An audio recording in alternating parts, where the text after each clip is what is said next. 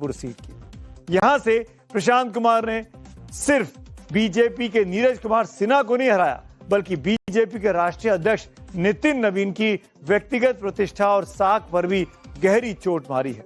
तो वहीं बीजेपी मुख्यमंत्री सम्राट चौधरी के इकबाल को भी चुनौती दी है। बीजेपी से पहली बार मुख्यमंत्री बने अपने राज्य के पहले ही चुनाव में सम्राट चौधरी को कितनी बड़ी मात मिली है। राष्ट्रीय अध्यक्ष बनने के बाद नितिन नवीन के लिए यह पहली चुनावी अग्नि परीक्षा थी। जिस बांकीपुर सीट से वो खुद लगातार 5 बार विधायक रहे, जो सीट 3 दशकों से लगातार 30 सालों से उनकी या उनके परिवार का अजय राजनीतिक दुर्ग माना जाता है, उसी अपनी होम सीट पर उपचुनाव हार जाना अपनी सरकार के रहते हुए, डबल इंजन की सरकार रहते हुए बीजेपी से ज्यादा नितिन नवीन के लिए यह बहुत बड़ा झटका है, बहुत बड़ी करारी शिकस्त है।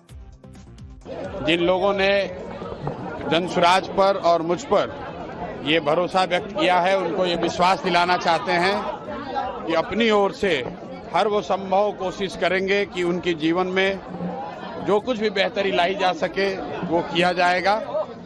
जो लोग चुनाव हार गए हैं उनको भी अपनी ओर से बधाई दे रहे हैं। लोकतंत्र है, चुनाव में हार जीत लगा रहता है।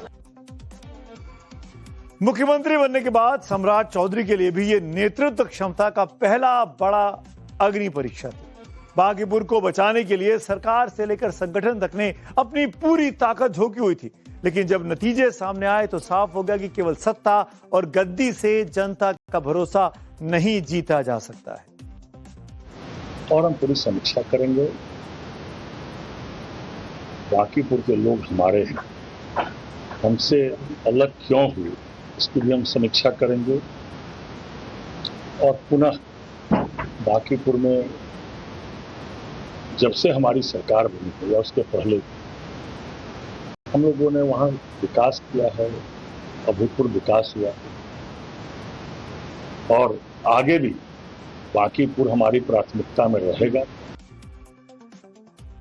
बांकीपुर उपचुनाव का नतीजा बिहार की स्थापित राजनीति के लिए एक बड़ा वेकअप कॉल भी है।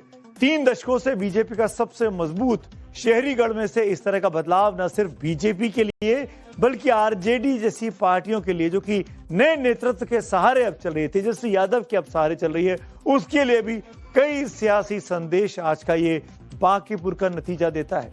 पिछले चुनावों में जिस वोट बैंक को तेजस्वी अपना एकाधिकार मानकर चलते थे, उस धारणा को इस बार बांकीपुर के मतदाताओं ने ध्वस्त कर दिया। बांकीपुर बिहार की सबसे शिक्षित सीटों में से एक कही जा सकती है।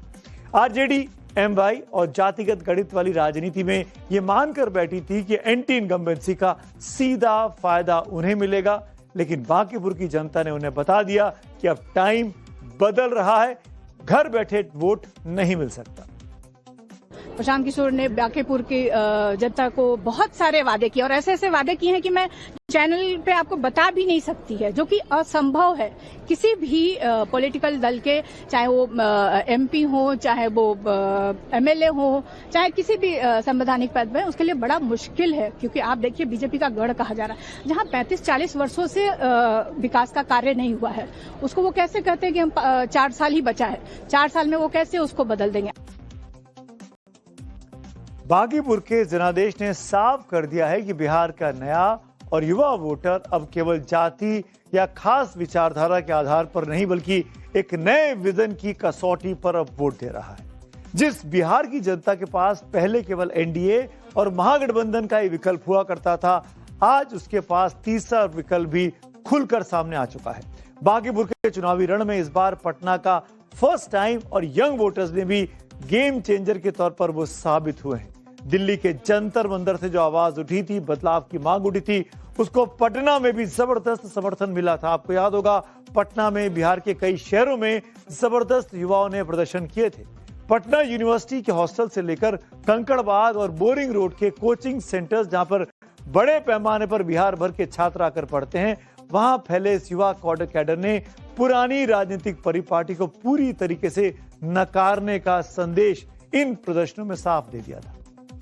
बांकीपुर के नतीजों ने एनडीए और महागठबंधन दोनों खेमों में खलबली मचा दी है, क्योंकि अब यह लड़ाई इस पार या उस पार की नहीं रही, बल्कि राजनीति के उस चेहरे पर आकर टिक गई है जिन्हें कल तक वोट काटने वाला खिलाड़ी समझा जाता था। उन्हीं प्रशांत किशोर को आज बिहार की राजनीति का सबसे धुरंधर खिलाड़ी बताया जा रहा है। उनकी ये जीत कोई मामूली जीत नहीं है, बल्कि बिहार की सियासत में भूचाल मचाने वाली ग्रैंड विक्ट्री के तौर पर इसको देखना चाहिए। पिछली बार 50,000 से ज्यादा मार्जिन लेकर जीतने वाली भारतीय जनता पार्टी जब नितिन नवीन जीते थे, इस बार 45,000 वोट भी नहीं पाई है। पिछली बार लगभग 95,000 वोट थे, इस बार 45,000 भी नहीं पाए। आरजेडी को तो पिछले चुनाव के मुकाबले 1/3 से भी कम वोट मिले हैं। भाग्यपुर से साथ साथ मध्य प्रदेश के दतिया की बात भी कर लेते हैं। वहां पर भी उपचुनाव थी और वहां पर भी बीजेपी को अपने गढ़ वाली सीट में कड़ी हार का सामना करना पड़ा। कांग्रेस उम्मीदवार घनश्याम सिंह ने बीजेपी के आशुतोष तिवारी को हरा दिया। बीजेपी ने पूर्व गृह मंत्री नरोत्तम मिश्रा का टिकट काटकर यहां से आशुतोष तिवारी को एंड मौके पर उम्मीदवार बना दिया था। आशुतोष तिवारी को बाहरी कहा गया। आशुतोष तिवारी को मुख्यमंत्री मोहन यादव का करीबी कहा गया। दतिया की इस हाई प्रोफाइल सीट पर जब नरोत्तम मिश्रा जैसे कद्दावर चेहरे को दरकिनार कर आशुतोष तिवारी जैसे नए चेहरे पर दांव लगाया गया, तो भोपाल से लेकर दिल्ली तक ये संदेश गया था कि मोहन यादव अब ग्वालियर चंबल में नए चेहरे पर बड़ा दांव लगा रहे हैं और अपने कंटेम्पररीज के पर काटने पर लग गए हैं। आशुतोष तिवारी की जीत के लिए मुख्यमंत्री मोहन यादव ने खुद रोड शो किए, कई जनसभाएं की, 11,000 करोड़ से ज्यादा के प्रोजेक्ट्स का दतिया सीट के लिए ऐलान तक कर दिया। पूरी राज्य सरकार और 20 से ज्यादा मंत्रियों की पूरी फौज यहां चुनावी मैदान में उतरी हुई थी। लेकिन जब ईवीएम से जनमत बाहर आया तो मतदाताओं ने मोहन यादव के इस पर्सनल दांव को पूरी तरह नकार दिया।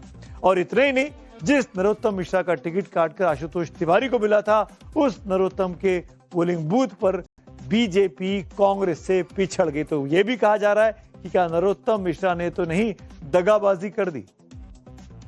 सर झुका करके हाथ जोड़ करके स्वीकार करूंगा और जीवन भर हमारे अपने कार्यकर्ता और मतदाता जो देवतुल्य हैं उनकी सेवा करता रहूंगा। क्या कमी रह गई सर इस बार? पूरी ताकत झोंक दी। कमी अगर कोई रह गई है तो उसकी समीक्षा करेंगे और उसके बाद प्रतिक्रिया देंगे। आप निश्चिंत रहिए, समय समय पर मीडिया मित्रों से मिलते रहे।